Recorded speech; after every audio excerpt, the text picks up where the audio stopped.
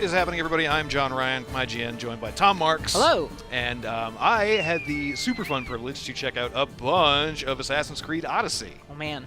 Yeah. How many Greeks did you capture with your helmet? None. I captured no Greeks. I murdered a bunch of them with swords. Well, that'll do. But not capturing them with a hat.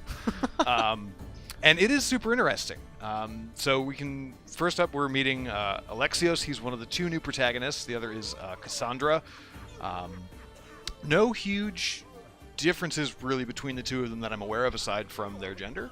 And they're not like both characters in the world, like with the previous Assassin's Creed that had the No, the it's switch, not like right? Evie and Jacob. Right. This is a unique thing in Assassin's Creed where it's you're picking a character of either gender and you're them for the entire game. Right. And so, you know, you pick one, you pick or the other, and then from then on, that is just who this person was in history. Right. Like Layla Hassan from the first game comes back. Her like modern day story continues after the end of Origins, and she finds basically one skeleton, and you just get to choose what that skeleton was. Right. Kind of a creepy way of putting it, but yes. What can I say? I'm a sociopath. So here we find ourselves in Greece. It is roughly 430 BC, so about 400 years before the events of Assassin's Creed Origins. Which is maybe kind of surprising, seeing as Origins was the origin story. Yeah, you'd kind of think that, wouldn't you? But it's not. I mean, it is. So what is the story here, then? So the story in Assassin's Creed Odyssey is the origins of essentially the conflict, the idea of the conflict between Chaos and Order, Templars, and the Brotherhood that eventually got established in Assassin's Creed Origins. Right. So, like, Origins set up the Brotherhood and the, like, quote, Assassin's Creed as we know it. This is sort of the kickoff to that whole event. Gotcha. So we're not going to see any, probably not going to see as much Assassin's imagery, that sort of stuff in this game, because this isn't even dealing with the Assassin's Order or anything like that. Right. So I mean, we definitely get some of like the classic imagery, like the eagle is still very much a part of it. You're actually, they call you the eagle-bearing Mystios, which means you're the mercenary eagle, or the like eagle for hire, essentially. So you play as regardless of whoever you pick, you play as this character who is they technically are a Spartan, but they've like forsaken their nationality and their birthright heritage and all that. And you play as a mercenary, basically, because you can see we're making questions, or we're not making questions. God, E3 is a very tiring process for all of us. Sorry, everyone. You're getting to choose your answers to questions, and you get to choose paths and branching options in the stories for the first time in an Assassin's Creed game. They're kind of kicking into that notion of it being a real role-playing game. We sort of saw that a little bit in Origins with, you know, the skill choices and the trees that you could unlock, but now they're really, really leaning into it, and I think it could be really interesting. What we saw of it in this demo was a lengthy demo, and we get to make a few important choices that did have some unique effects throughout the story that we got to play through. And so it's interesting because it feels like Origins was almost the entry drug for the RPG elements of Assassin's Creed, and now this is even going farther that direction. Yeah, and you can see, you can obviously see in a lot of the like combat and some of the navigation mechanics, and a lot of stylistically it's very similar to Origins in the way that it looks and the way that a bunch of its systems operate, and I think that's absolutely for the best. You know, obviously I don't think it's not something that I think we could say we didn't really expect whatever the next Assassin's Creed after Origins was going to be. Like, I don't think they would like introduce all these cool new combat systems and essentially this big shift to just a straight up action adventure exploration game coming off of, instead of like just stealth focused. Yeah. And then have it like revert back and just automatically go back. Like, just kidding, everybody, it's not this.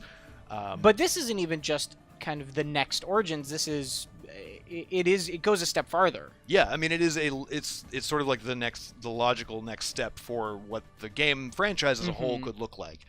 I think there was a little bit of a concern with some people that, okay, they took a year break from between the Assassin's Creeds, they revamped everything, they reduxed the formula with Origins, and now we're just going to get Origins again every year, is like kind of the fear, and this seems like that's not quite what they're doing. They are still changing things. Definitely, very much so. Obviously I can't speak to whatever the next one's going to be, because this one isn't even out yet. But I mean, this definitely takes sort of the really good kernels of ideas that they sort of started and posited in Origins, and take those and add their own stuff to it, and they sort of elevate them a little bit. So, for example, all the way back to what we were talking about a hot second ago, like adding those RPG mechanics and those choices to it, I chose for my demo to play as Alexios. Like, they're sort of taking that beyond just like the small individual story of Alexios or Cassandra, but also to the bigger world as a whole, allowing you to, kind of lean into that mercenary role, and you can choose which side of the Peloponnesian War, which is when this is set. You can choose who you want to fight for. So whether you want to fight for Athens or if you want to fight for the Spartans, you can sort of go to each area. Like, this is the island of Delos and Mykonos. And for our demo, we played for the Spartans, but you could theoretically go there and be like, hey, Athenians, what's up? Let me crush this rebellion for you. But your character is originally from Sparta. Yeah, I mean, it's that thing of, like, the personal story is that you were a Spartan, but you sort of have, like, either lost or forsaken your birthright. Gotcha. And now you exist independently of the conflict. But I feel like that's more of a reason for your kick-ass warrior training. Right. Well, what I was trying to get at is also, like, is one of those sides renegade and one of them paragon? Is there very clearly a good guy, bad guy in this situation? I don't, on the, like, global scale, I'm not sure, because that's kind of the fun thing about the Assassin's Creed games, is kind of getting to sort of peer back into history and be like, oh, well, maybe these people who we've written as idealists and rebels and heroes into our history books, like, maybe they weren't as cool as we thought. And there are a certain number of historical figures that do pop up in and around this, but, like, I don't necessarily know if one choice is good and one choice is bad. Right. In our demo, clearly the guy who, like, runs the island of Delos for the Athenians, he's a real bad dude. But that's also, like, the Athenians probably don't like him a whole lot. He's just clearly, like, exploiting his connections with them to kind of make everyone else's lives miserable to his own means, to his own ends. But yeah, I mean, so it's cool. I'm really curious to see how that sort of pans out in the broader sense, because the map itself is huge. It's like probably, including all the ocean, because boats are back. Boats, yeah, we get our boats back. Because boats are back, it's probably about a third to a half open sea, which I think is super cool. Like, I really loved those moments in, like, Black Flag, for example, or even Assassin's Creed Rogue, when you're just kind of exploring the open ocean and, getting into shenanigans with sharks and dolphins. Well, not dolphins in, like, Rogue, it was too cold, but there are dolphins in this one, and they're really cute, and they just fled by our boat, and I'm like, oh my god! Because I'm easily distracted by most things. So it's bringing back some of that Black Flagness, where Origins had very limited kind of structured boat sequences or boat fights, right? Right, and this is they're referring to it as, quote, seamless naval. Seamless naval combat. Like, well, it's like the in-studio term for it when they're referring to stuff on spreadsheets and business forums. But practically what that means is you can be running around on land, jump in a boat, go get in a boat fight, and then get off on a different island. Yeah, you have your own ship full of, warriors who you've sort of hired or convinced to join you. And that's not necessarily just like... It's not like in Black Flag when Edward would take over a ship, you could earn like 2 more notches on the number of guys you have on your crew. Like in this, you actually can like run into characters and, so there was one mission that I had where I had to assassinate 3 captains, and one of them turned out to be a defector. And instead of murdering him, which I super easily could have done, I was like, you know what? No, I wanna keep you around. You seem like a pretty useful and like resourceful guy. So like, come work on my boat as an archer. And so now my boat has a better set of arrows. So it's that sounds very RPG. Yo, it super is. Yeah, they're really leaning into it very hard. Yeah. And I'm really interested to see how that works in the broader sense. Like, we saw a few different storylines kind of branch out and then come back together in our little 5-hour demo. And so, it's clear that they really are trying to lean into that notion of, like, not only being able to explore history, but really, like, making it your playground. And it's a really pretty playground at that. But, like, look at it, though. Like, it's really, really nice looking. Origins was a beautiful game to begin with, but I think, like, aside from a couple of what I'll call early build hiccups, well, I mean, we're still 6 months out from release. There are a couple of things in, mostly in like some of the dialogues between characters, like some of the faces are a little they're a little stiff. Yeah, a little stiff. But I think that's easily stuff that can be worked out between now and release.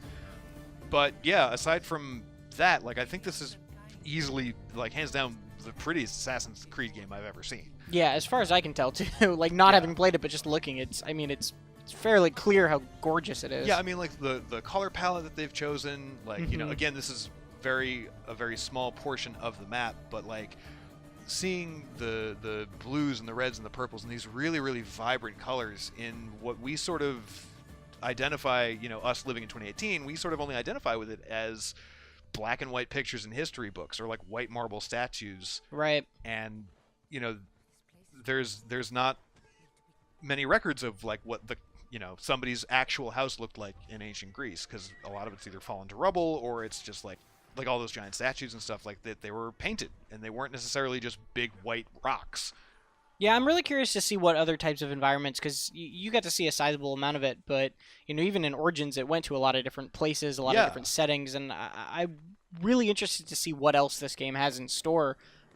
Because just like the desert for 80 hours will get boring if you're just in these beautiful Grecian vistas. Yeah. That's going to get tired. Look, too. These limestone hills are really pretty, but enough of the limestone hills. No, so the map itself is pretty huge. I mean, like I said, it's roughly even though half of it's, or a little bit less than half of it's water, like it is still larger than like Origins, for example. It's the largest game that they've made, they've said. And so I have to imagine that, like, a lot of it is these sort of Grecian islands that are, like, off the south coast, and that were really, really famous during, the time of Heroes and the Odyssey, and, now in the post Age of Heroes, I guess, after the events of, like, Leonidas at Thermopylae and everything else, which is actually what this story is sort of kickstarted by. So, like, the conceit for this one is that the piece of Eden in this game is actually a tool of yours, and it is the spear that Leonidas used at the Battle of Thermopylae, at the one that everyone knows from 300. Right. But so I'm sure we will get some extra or some additional environments besides just beautiful limestone colorful islands. So it's ancient Greece, but there were some rumors here and there that it might be mythological Greece, or like there might be stuff like that. Yeah, so I mean, at first I didn't expect there to be a whole bunch of that, and I still don't know like how much we're actually going to see of it. In our demo, you could fight basically this giant ass bear that was Callisto, who's this bear of myth. Like basically she was a nymph who got tricked into getting busy with Zeus, and then Artemis got mad and turned into a bear. Anyways, in this it was less like that. It was more so like the true-to-life version of that, where it's just this big screw-off bear that like ended up on this island because somebody was smuggling him. But so while I initially thought that there wouldn't necessarily be like like a hydra or anything out in the ocean, like one of the screenshots that they released today was just a straight-up Gorgon, like just like Medusa just chilling, snakehead lady with glowy eyes, and like she looks badass. I mean, I want to know who does her makeup because she is glowing. Oh no. But I'm curious, like, is that something, like, is that like a post-launch thing that we'll see in DLC later, like sort of like the Trials of the Gods that we got for AC Origins? Yeah. Or is that, can you just like straight up fight Medusa in the middle of the game now? They like you said, they played around with that in the DLC for Origins, and I mean, Assassin's Creed has always had a level of gods and myth to it, right, with all the Eden stuff, but it would be interesting to see that done explicitly in the campaign based on this. I mean, we don't know if that's the case, but like this screenshot is, I mean, it's surprising. Yeah, like it's very much so plausible. Like, and especially too, like, I can see them sort of leaning into that fun-ish side of it. Like, Assassin's Creed used to, I mean, it's not that it's not serious, and it's not that it used to be like dour or anything, but it very much was a series that like took the concept of like exploring history very seriously. Mm-hmm. And it's cool to see them playing with that if they are. Right. I mean, especially sort of like in the winky nods to other media that has kind of explored that stuff in history, like your main ability in combat, one of your main combat abilities is like straight up just like the kick from 300. Right. Where you just like wind up and you bash a dude in the chest with your foot and they go sailing back like 15 feet. You can actually see it in this big battle sequence, which is another new thing for the series, I'm pretty sure. These giant, like, massive clashes between forces. So, like, just a huge scale fight. Yeah, but so because you're playing as a mercenary, your goal is ultimately to take control of all these different territories. And so you do that by not only, like, you know, weakening the infrastructure of whatever side you're trying to antagonize and killing the leaders, but you can also basically you have like this is the battle for Delos. Like you rally your forces, you have them confront everybody else. And then, you know, depending on how this plays out, if you win or if you lose, your faction or the enemy faction will get stronger. And they have like each side has like their own heroes and captains and lieutenants and stuff. But so the combat in this is similar in a lot of ways to what was introduced in Origins. They've actually improved in my mind it a lot. You know, there's like an AoE attack, which you can use to knock back a bunch of guys. You've got the Spartan kick, which I mentioned a second ago.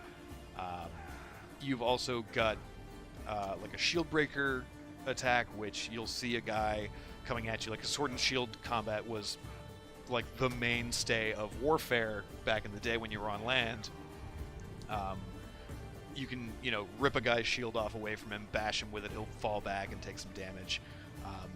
And it's cool because like they've got a bunch of these different abilities that you can upgrade, and you can actually pick and choose which ones you want to have readily available to you in combat. So it's not necessarily like in Origins where you just have these like sort of passive skills, and some of them are active abilities that can get triggered or bonuses to that one super move that you have. Right. You're really able to sort of create your own arsenal or create your own combat style. You know, if you want to try and play it sneakier, you know, for big battles like this, you're not really going to be able to be super sneaky. But you can focus more on ranged combat, or you can focus more on up-close melee stuff. And again, that's another step closer towards just being a straight RPG, is these activatable abilities that you upgrade and go on. Like, the Origins, when I saw the combat in Origins, I was like, oh man, they're kind of taking a lot of inspiration from The Witcher 3, and then I see this with the activatable abilities and these AoE attacks and stuff like that, and it's like, oh, they're really, really going down that path now. Yeah, and I'm really glad that they are. I think it's a smart and fun choice for the franchise. You know, obviously we'll see how it pans out, but based on what I've seen, you know, I'm feeling it. I'm very excited to see what this ends up being like. Cool. Cool, so thanks so much for joining us here. Be sure to check out everything else we have on Assassin's Creed Odyssey right here on IGN.